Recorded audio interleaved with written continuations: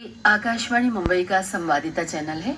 DRM 1044 kilohertz और news on AIR app पर 12 बजे हैं। हम अपनी दूसरी सभा में आप सभी का हार्दिक स्वागत करते हैं। श्रोताओं, आज हम लेकर हाजिर हैं आपके लिए विविधा कार्यक्रम। आज के विविधा कार्यक्रम में हम मिलने जा रहे हैं रंगमंच के सुप्रसिद्ध कलाकार और निर्देशक कमलाकर सोनटक्के जी से। भेंट करता है रंगमंच के प्रसिद्ध कलाकार सुधीर जोगलेकर। नमस्कार श्रोताओं, मैं हूं तैयबा रफीक। आप सुन रहे हैं कार्यक्रम विविधा। सुनिए कमलाकर सोनटक्के जी से सुधीर जोगलेकर की भेंटवार्ता का भाग 1।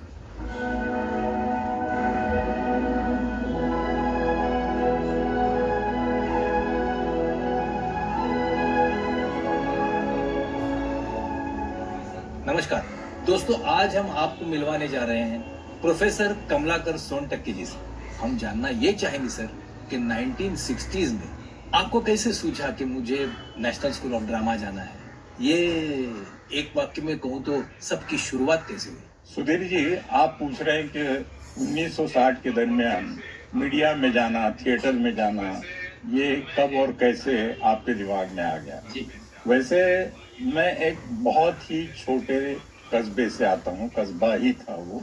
वहाँ से जैसे तैसे, वहाँ तो ना तो कोई प्राथमिक शिक्षा की व्यवस्था थी। हाई स्कूल तालुका प्लेस में, डिग्री करने के लिए आपको औरंगाबाद जाना पड़ता था।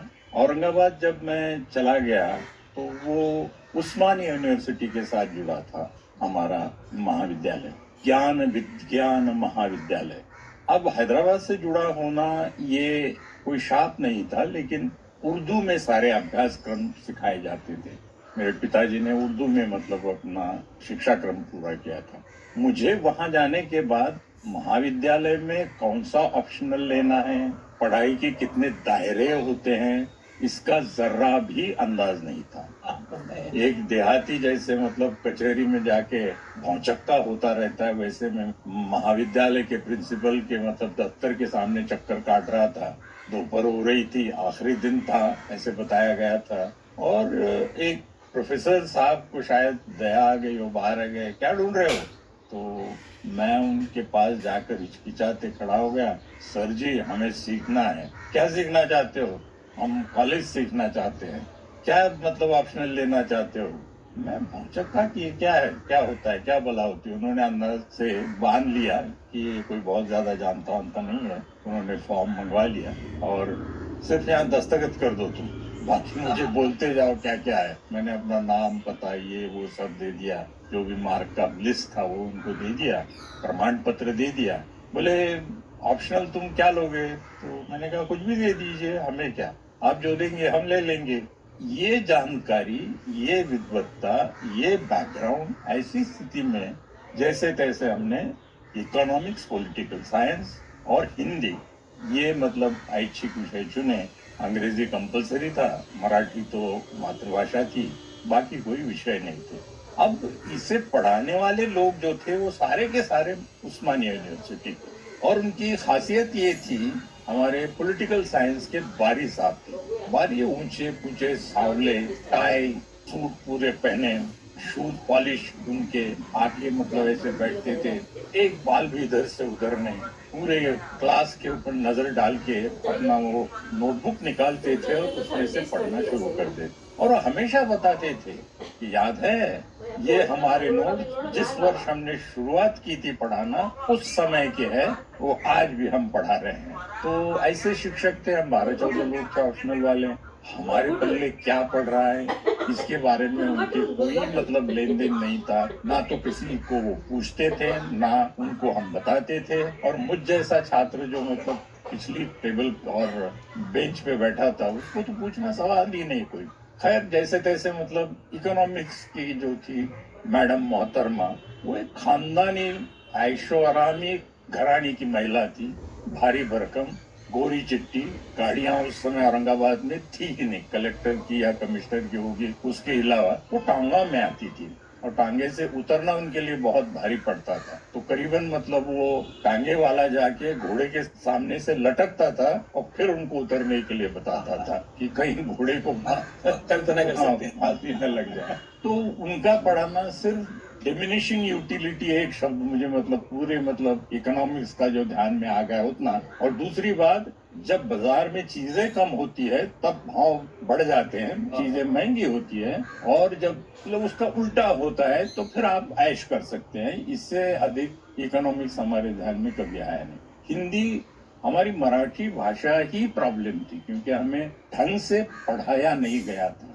और हमारे देश की दुर्दशा है, उस समय तो छोड़ दीजिए, आज की तारीख में भी शास्त्र शुद्ध पद्धति से अपनी मातृभाषा सिखाने पर भी जोर दिया नहीं जाता है। जो अपने ढंग से सीखना चाहता है, जिसके घर में संस्कार है शिक्षा दीक्षा के, वो ठीक तरह से सीख जाता है, दूसरा राह देखता है।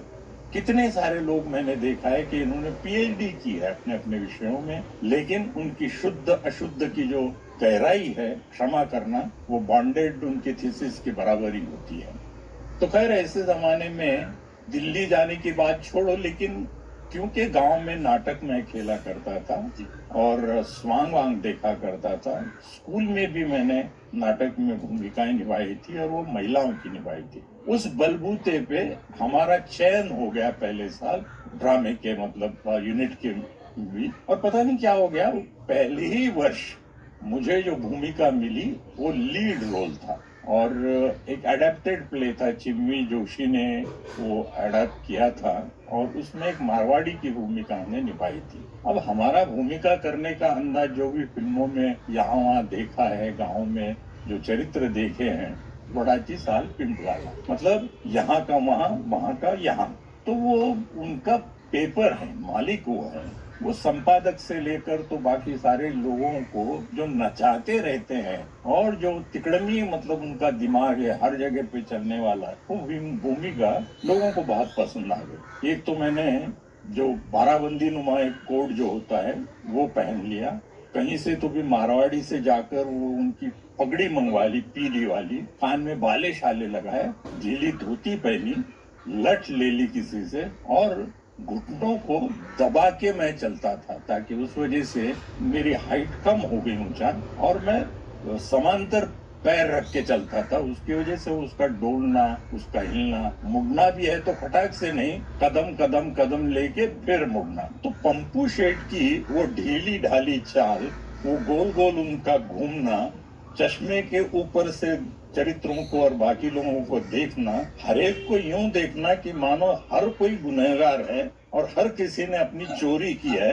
इस वजह से वो सारे भय खाते थे लोग और मुझे उसमें आनंद इसलिए आता था, एक तो सटपटा जाते थे और दूसरा अनजानी जगहों पर भी लाफ्टर मिला करते थे, हंसियां बटोरी जाती थी। वो नाटक तो खैर अच्छा हो गया। दूसरे वर्ष में पीएल देशपांडे, जो एक बहुत बड़ा नाम है मराठी का, उस समय उन्होंने एकांक लिखने शुरू कर दिए थे और उनके 2 एकांक एक साथ हमने करना तय कर दिया। तो दोनों एकांक में भी मुझे मुख्य भूमिका अदा करने का मौका मिला। सदू आणि दादू, ये उनका इंस्पायर्ड प्ले था, जो उंजलूल वाला नाटक है कि मतलब एग्जिस्टेंशियली स्कूल जो आया था उससे।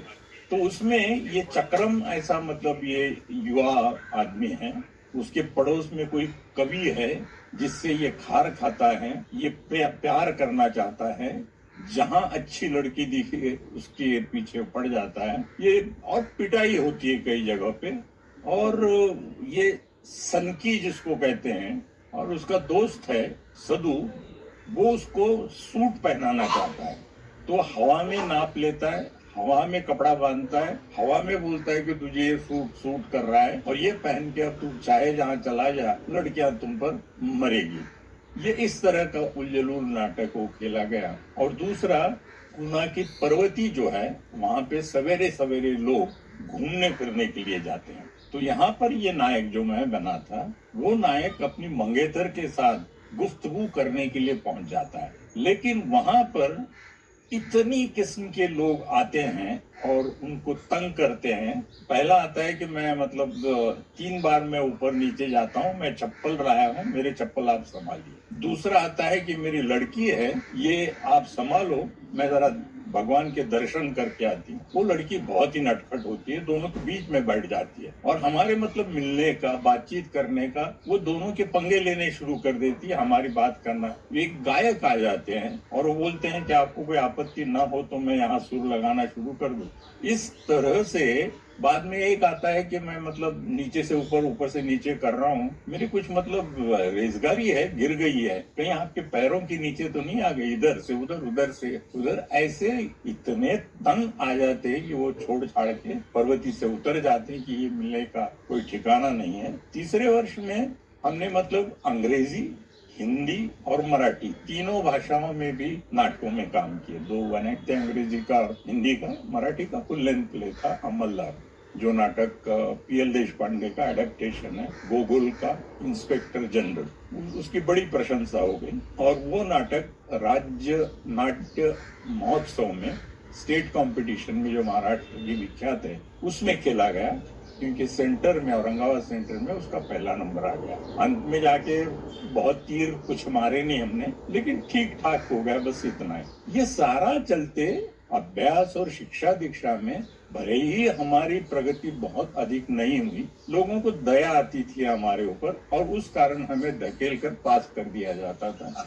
जैसे तैसे 2nd क्लास में हम ग्रेजुएशन कर चुके, लेकिन नाटक के कारण और दूसरा एनसीसी का सर्टिफिकेट मैंने किया था। सी सर्टिफिकेट मैंने A ग्रेड में पास करने वाला पूरे औरंगाबाद के तीनों मतलब बटालियन में से मैं एकमात्र छात्र था। और उसका कारण क्या था मुझे पता नहीं, लेकिन मेरी परेड बहुत अच्छी हुआ करती थी, पदन्यास बहुत अच्छा होता था, मेरी आवाज शुरू से ही अच्छी थी। गांव देहातों में मतलब खेतों में जाकर लोगों को बुलाना, पुकारना, जानवरों के पीछे चिल्लाना, इस वजह से शायद वो आवाज तैयार हो गई थी। जिसका आज हमको एक्सरसाइज दिया जाता है कि आपको आवाज कमाना है, बुलंद करनी है आवाज को, ये करो, तो वो आपको नहीं, वो एक तो ग्रामीण संस्कृति की कुछ अपनी एक विशेषताएं होती है सुधीर।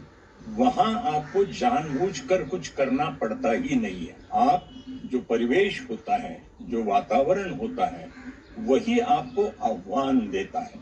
आप पहाड़ी इलाके में रहते हैं तो मतलब चलने का आपका अंदाज, आपकी सांस लेने का, आपकी सांस बढ़ाने का, वो सारा रियाज जो है आपका वहां होता है। नदियों में तैरना घंटों तक, बावलियों में ऊपर से मतलब छलांग लगा के घंटों पानी में रहना, बाद में जो भी जिस भी सीजन में जिस भी मतलब वातावरण में आता है वो खाते रहना। वहां के लोगों को कभी बीमारी होती नहीं थी। 100% लोगों को 60वें या 65वें साल तक दवा दारू की कभी जरूरत पड़ती नहीं थी। गांव में एक मतलब गली से दूसरे गली तक आवाज देके किसी को बुलाना है तो वो एक आवाज में बुलाया जाता था। इस कारण आवाज की तैयारी, भावनाओं की तैयारी, यदि कोई संकोच है, दुख है, दर्द है आपका, तो वो प्रामाणिक होता था। और प्रामाणिकता आपकी दूसरे तक पहुंचे, इसके लिए कोई बाह्य प्रयास करने की जरूरत नहीं पड़ती थी, क्योंकि आप अंदर से प्रामाणिक हैं, आप सबसे प्यार कर रहे हैं, आपकी जिंदगी दूसरों के लिए है। ये सीख बचपन से ही दी जाती थी। और उस कारण मुझे लगता है कि उन संस्कारों से आने वाले लोग या फिर प्रदर्शन करने वाले लोग भी लोक कलाओं में आज भी ग्राम देहात में ये आपके माइक्रोफोन, ये आपके कॉलर माइक, ये आपके ऑडियो एनहांस करने की जो तकनीक है वो आज भी नहीं होता है। गांव देहातों में आज भी 1000-1500 के दर्शकों के लिए सुनसान रात में अपनी आवाज के साथ लोग अपनी बात पहुंचाते, गीत पहुंचाते हैं और दर्शकों का भी उनको उतना ही साथ होता है, क्योंकि वहां वो श्रद्धा भाव से देखने आते हैं। उस वजह से उनकी आवाजें तैयार होती है और वो एहसास होता है देखने वालों को कि यार ये तो मेरे लिए कर रहा है। मान लो एक आध की आवाज भरी पूरी नहीं है, गहरी नहीं है, तो भी उसकी स्वीकृति की जाती थी। तो खैर ये सारा हो गया। फिर इसके कारण शहर में भी नाटक का एक दल हुआ करता था, वहाँ का एक प्रोग्रेसिव स्कूल था सरस्वती भुवन करके, जो उस समय के और आज के भी जितने भी प्रशिक्षण में, राजनीति में, इंडस्ट्रीज में जितने भी अच्छे लोग हैं उस महाविद्यालय से आते थे। तो उन्होंने मुझे बुला लिया कि अच्छा लड़का है, इसे बुला लो। संभाजी का नाटक उन्होंने किया। नेचुरली संभाजी की भूमिका हमें करनी पड़ी और वहां पे वो महत्वाकांक्षी निर्देशक थे। भले ही वो लपेटू पर्दे हो, लेकिन उन्होंने गढ़ का जो सीन था, किले का, जहाँ से वो छलांग लगाते हैं संभाजी महाराज, तो उन्होंने हमें तैयार किया जैसे तैसे कि देखो हम सीढ़ियां वीडियां लगाएंगे, सामने से कार्डबोर्ड कटबोर्ड के मतलब पुट्ठे का किला लगाएंगे, आप सीढ़ी से ऊपर चढ़ जाओ।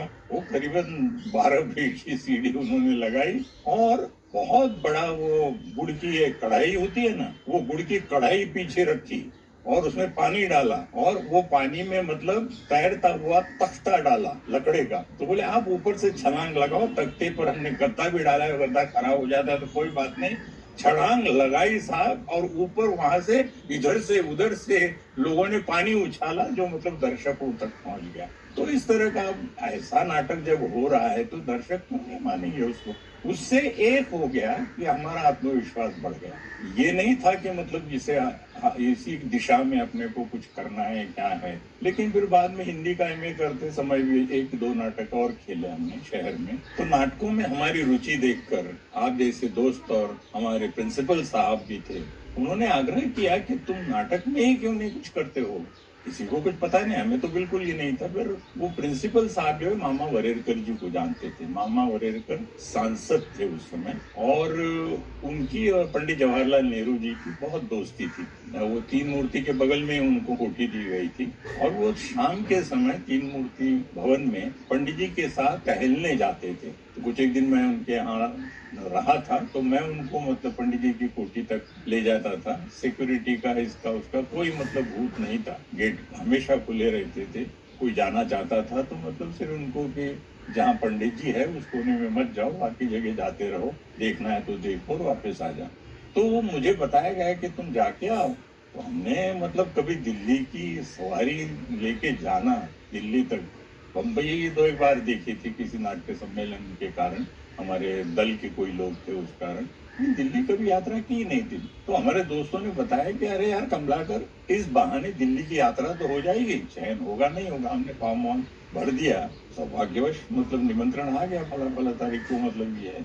और फिर वो 60-61 के अप्रैल मई के जमाने में हमें बुलाया गया, हम दिल्ली चले गए। जाने के बाद मामा जी के यहाँ में मतलब हमने बिस्तरा रख दिया और मामा जी ने बताया जाओ देख के आ जाओ। पता तो था उस समय, इतनी भीड़ भड़का नहीं था। अमजद अली खान रोड पे मंडी हाउस के बगल में, वहां से सीधी बसें थी, हम चले गए।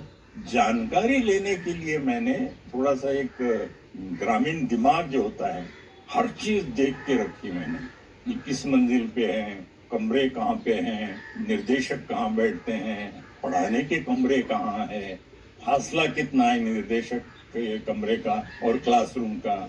फिर वहाँ पे एक छोटा सा ऑडिटोरियम, एक प्रेक्षागार 70-72 सीटों का, 72 सीटों का ही, और बहुत ही बढ़िया प्रेक्षागार। फिर रंगमंच, रंगभूषा वेशभूषा के दालान और टीचर्स का एक कमरा। तो सब हमने पहले दिन जाके मतलब देखा। किसी से पहचान तो हुई नहीं, लेकिन जो रजिस्ट्रार थे, क्योंकि छुट्टियों के दिन थे तो उस वजह से कोई टीचर्स या अधिक स्टूडेंट नहीं थे। दूसरे दिन साक्षात्कार का समय था, हम 9:15 बजे पहुंच गए। तो हमें एक बंदा मिला, टी शर्ट डोले शोले निकाला हुआ, बाल वाल बना के मतलब, और वो राह ही देख रहा था कि कोई मच्छर मिलता है क्या जिसमें मतलब ले करके हाय बामदेव प्रसाद जी है। हमने भी मतलब जैसे तैसे हाथ मिला। तो तुम कहाँ से आए हो? फला दिख रहा। आधा इंटरव्यू उन्होंने ही लेना शुरू किया कि आवाज लगानी है, बात नहीं भी आती हो, जवाब नहीं भी आता हो, जोश के साथ कहना, कॉन्फिडेंस के साथ कहना। यहाँ जो कुछ भी है कॉन्फिडेंस के बलबूते चलता है। ये सारा चलता रहा। मैं मतलब अब कैसे इनसे मुक्ति कैसे पाए, इसी फिराक में था। तभी ओम शिवपुरी साहब आ गए। ओम शिवपुरी 3 साल सीनियर भारतवर्ष के राष्ट्रीय नाट्य विद्यालय के महानतम कलाकारों में से एक। तो उन्होंने देखा कि ये बांधे हो, इसकी खिंचाई कर रहा है। उन्होंने आके, मामा कैसे हो, क्यों तक कर रहे हो बच्चों को, उनको करने दो ना, अपना जो कुछ भी है उनको याद करना होगा, पुराना करना होगा, अब हम मतलब चलते हैं। वो मुड़े, बामादेव को पता चल गया कि अब नहीं उठते हैं तो डांट पड़ेगी, तो वो चले गए। ओम शुक्र साहब हमारे पास आ गए, बड़े प्यार से हाथ में लाया, नाम क्या है, तो मैंने पूरा नाम बताया, कमलाकर मुरलीधर सोनटक्के। नाम बहुत बड़ा है दोस्त, हम सोनू कहेंगे तुम्हें, चलेगा ना। ये दोस्ती उनकी बढ़ गई, एक आत्मविश्वास सा बढ़ गया। उस समय बाकी भी 2-4 लोग थे, एक मतलब अपने डायलॉग याद कर रहा था, वो उससे याद नहीं हो रहे थे या तनाव के कारण वो भुला दे रहा था, वो बार बार पर्चे देख रहा था। दूसरा था वो अपना सूट और टाई और ये ठीक ठाक करने में ही लगा था, बार बार वो अपना रुमाल मतलब लेकर अपना चेहरा पोंछ रहा था। शायद उसका प्रॉब्लम और गड़बड़ी ये थी कि उसने सूट पहली बार पहना होगा, टाई पहली बार मारी होगी। तो ऐसे सारे इसमें फिर हमें बताया गया रजिस्ट्रार साहब के द्वारा कि आप लोग अंदर ग्रीन रूम में बैठ सकते हो, क्योंकि आप मेहमान आ रहे हैं और जल्द ही मतलब आपका साक्षात्कार शुरू होगा। तो हम चले गए अंदर। अंदर जाने के बाद मेकअप रूम में स्टूल हुआ करते थे, बहुत ही सादगी भरा इंटीरियर डेकोरेशन स्वयं अलकाजी साहब ने डिजाइन किया हुआ, क्योंकि वो न केवल दिल्ली के राष्ट्रीय नाट्य विद्यालय के पर भारतवर्ष के सर्वोत्तम निर्देशकों में से और डिजाइनर्स में से वो एक माने जाते हैं। खैर, तो हम जाके बैठ गए तो 2-4 लोग और आ गए। दासगुप्ता जी ने नाम लेते हो, बापू तुम ना बैठो यहाँ पे, तुम बाहर बैठो, पहले 5 लोग ये बैठेंगे, बाद में आपको बुलाएंगे, आओ चलो, आओ बाबा, आओ बाबा, ऐसे करके बाकी लोगों को छाट कर वो लेके गए। तो हम अलकाजी साहब, फिर कपिला वात्स्यायन, बहुत विद्वान विदुषी, संस्कृत की अभ्यासिका, वो इंदिरा गांधी जी के समय उनकी सांस्कृतिक सलाहकार भी हुआ करती थी। फिर मोहन राकेश थे और चार्ल्स फाबरी थे, और एक कोई मतलब मिनिस्ट्री का या और कोई था शायद, पता नहीं। तो राष्ट्रीय नाट्य विद्यालय में आपको मतलब स्वगत भेजे जाते हैं, सोलिलोकीज भेजी जाती है, और वो हिंदी में होती है। 3 में से आपको एक करनी होती है, और कुछ कविता के अंश भेजे जाते हैं, वो भी मतलब 2-3। तो हमें बताया गया, हमने वो सोलिलोकी विलोम की थी, वो आषाढ़ का एक दिन का निगेटिव कैरेक्टर, विलोम चरित्र। तो वो न नायक है उसका, और वो मल्लिका पे वास्तव में मरता है, देहाती है, और मल्लिका कालिदास के प्यार में पागल हो चुकी है। उसकी माँ को भी मतलब ये कालिदास के पीछे भागना दौड़ना सहता नहीं है, और विलोम जैसे तैसे माँ को भी पटाने की कोशिश करता है। तो ऐसा कोई मतलब वो स्वगत करवा दिया। फिर अम्बलदार जो नाटक मैंने कॉलेज में खेला था, उसका एक स्वगत, और वो सार्केस्टिक था, थोड़ा सा उपहासात्मक जिसको कह सकते हैं, अपनी बेहाला स्थिति बयान करने के लिए कि आज मेरे पास खाने के लिए भी पैसा नहीं, वो डिस्गाइज में लोगों को लगता है कि यही अमलदार है, हालांकि वो अमलदार कुछ नहीं, ऐसे ही मतलब अच्छा खासा दिखने वाला डील डॉल वाला लड़का है। तो वो अपने आप पे तरस कर रहा है कि मुनिया नी मेरू पर्वत तर गिरा नहीं ना, ये तो हुआ नहीं है ना, वो तो हुआ नहीं ना, तो फिर हम में से अभागे कैसे, हमें खाने के लिए भी नहीं मिल रहा है वगैरह। वो 2 तरह के मतलब तुलनात्मक दृष्टि से वो शायद दर्शक, इनको हमारे जो जांच करता थे, साक्षात्कार करने वाले, उनको ठीक ठाक लगा। फिर उन्होंने बताया कि मतलब हिंदी की कविता तो तुम ठीक पढ़ लोगे, अपनी कोई कविता पढ़ना चाहोगे। तो मैंने बिंदा करंदीकर की एक कविता, जो मेरा क्रिएशन नहीं था, मेरे दोस्तों का था, क्योंकि उनकी पहुंच बहुत अच्छी थी। जो मेरे दोस्त थे, चंद्रकांत पाटिल, उनको ज्ञान इसका अवार्ड भी मिला है, साहित्य अकादमी का वगैरह वगैरह, और भास्कर भोले, उन्होंने मेरी तैयारी करवा ली थी कि ये कविताएं तुम करो। मैंने कहा मेरी समझ में नहीं आ रहा है, तो मतलब उनको क्या समझ में आएगा, नहीं बोलिए करो तुम। और फिर मैंने वो कविताएं तैयार की कि मैं यहाँ पे पैर जमाए खड़ा हूँ, मैं आगे बढ़ना चाहता हूँ, आप मेरी पीठ पर हाथ रख दो, मैं फिर आसमान भी छू जाऊंगा वगैरह वगैरह, ऐसा उसका मजेदार। तो वो मैंने कविता पाठ किया। फिर उन्होंने थिएटर के बारे में पूछा तो वो जानकारी तो बहुत अधिक नहीं थी। ना तो हमने प्रोफेशनल थिएटर उस समय देखा था, पूर्ण रूपेण नाटक जिसको कहते हैं, जिसको पेशेवर नाटक, वो मैंने दिल्ली जाने तक नहीं देखा था। सिर्फ बम्बई में जो नाट्य समारोह हुआ था उसमें, लेकिन औरंगाबाद में वो नहीं आए थे। लेकिन जितनी भी जानकारी शायद उनको ठीक ठाक लगी हो और हम लौट आए। हमें खुश थे अपने आप पर। दिल्ली की यात्रा हो गई। फिर दूसरे दिन वो बस का टिकट निकाल के पूरी दिल्ली घूम घाम के तीसरे दिन के टिकट निकाले थे हमने और प्यार से मतलब लौट आए। दोस्तों ने मतलब क्या हो गया क्या हो गया, मैंने कहा मुझे क्या पता क्या हो गया, उनको ठीक ठाक तो लगा होगा, मतलब ऐसे थोड़ी है। किसी ने डांटा नहीं, किसी ने फटकारा नहीं, किसी ने आंखें नहीं नीची की, वो लगातार मेरी ओर देख रहे थे, इतना जरूर है। तो इस वजह से शायद मतलब अच्छा लगा ही हो उनको। ये हमारे थोक जो मतलब बातें होती है, अंदाज जो होते हैं। तो खैर हम भूल भी गए। हमारा एमए का एग्जाम वगैरह था वो हमने पूरा कर लिया और घर के लोगों का आग्रह था कि अब लॉ करो। तुम लॉ करोगे तो फिर हमारे तालुका प्लेस में आके हमारी सारी जो खेतीबाड़ी की मतलब केसेस है, कोर्ट कचहरी है, वो देखभाल करोगे और भाइयों को पढ़ाओगे तो कहीं कुछ करने की जरूरत नहीं, नौकरी हो गई। ये तभी वो आ गया। आने के बाद हम पहुंच गए। पहुंचने के बाद मतलब एक एग्रीमेंट करना होता था। वो एग्रीमेंट उस समय 3 साल की स्कॉलरशिप आपको 350 रुपए पर माह दी जाती। यदि आप छोड़ के जाते हैं तो आपकी सीट खाली चली जाएगी। इस वजह से वो एग्रीमेंट करवा लेते थे और एग्रीमेंट के तहत 12 एकड़ की जमीन आपकी लिख के देनी होती थी। ये कहाँ से देखा है, क्योंकि वो 1.5-2 लाख का था उस जमाने में। तो ये मतलब जाते समय तालुका के शहर में मैं उतरा, तालुका प्लेस में, और कलेक्टर जो होता था, तहसीलदार है, तो उनके पास आना जाना होता था। वो पहचानते थे, गांव में पिताजी को भी पहचानते थे। मैं उनके पास गया, क्यों क्या आज खुश लग रहे हो, कुछ बता रहे थे पिताजी दिल्ली गए थे, तुम कारण क्या था? तो मैंने कहा ऐसा ऐसा है। क्या हो गया फिर उसका, वो मुलाकात का, वो साक्षात्कार? यही मतलब हम हो गए और बुलावा है। तो अब कहाँ जा रहे हो? घर किस कारण? अब चले जाओ दिल्ली, घर क्यों जाते हो, नहीं तो पिताजी रोक देंगे फिर से, ये नाटक वाटक का नाम लोगे तो। मैंने कहा नहीं, लेकिन जाना तो पड़ेगा ही। ऐसा ऐसा कि बिल्कुल नहीं जाना, तुम यहीं रहो, 2 घंटे बाद आना, तब तक गाँव जाना नहीं।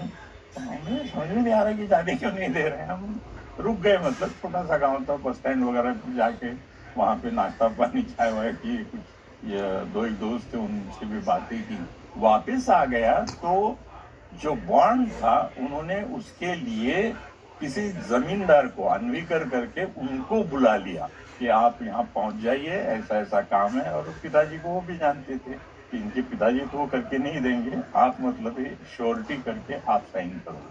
वो बॉन्ड उन्होंने भर दिया। अब बोले ये घर पे नहीं बताना ये क्या है, अब जाके आ जाओ, ये बॉन्ड लेके अब दिल्ली चले जाओ। खैर तो हो गया। वहाँ शुरुआत तो हो गई दिल्ली में। मतलब दिल्ली में आप जा पहुंचे? सुधीर जी, राष्ट्रीय नाट्य विद्यालय पहुंचना ये वाकई सपना था या नहीं, ये मुझे पता नहीं है। क्योंकि मैंने या तो सौभाग्यवश या दुर्भाग्यवश कभी कोई सपना देखा नहीं। बिना चाहे मुझे चीजें मिलती गई। और एक ढलान पे जब आप जैसे नीचे जाते हो, लुढ़कते लुढ़कते जाते हो, या नदियां जैसे बहती चली जाती है, वैसे शायद मेरी जिंदगी बहती चली गई थी। और आज भी वैसे ही वो धारा अविरत है। ये मेरा सौभाग्य है।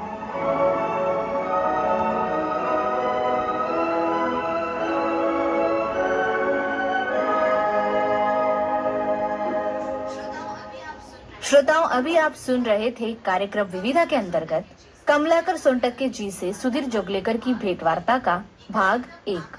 ये कार्यक्रम आकाशवाणी मुंबई की प्रस्तुति है और इसके प्रस्तुतकर्ता हैं उमेश मेहता।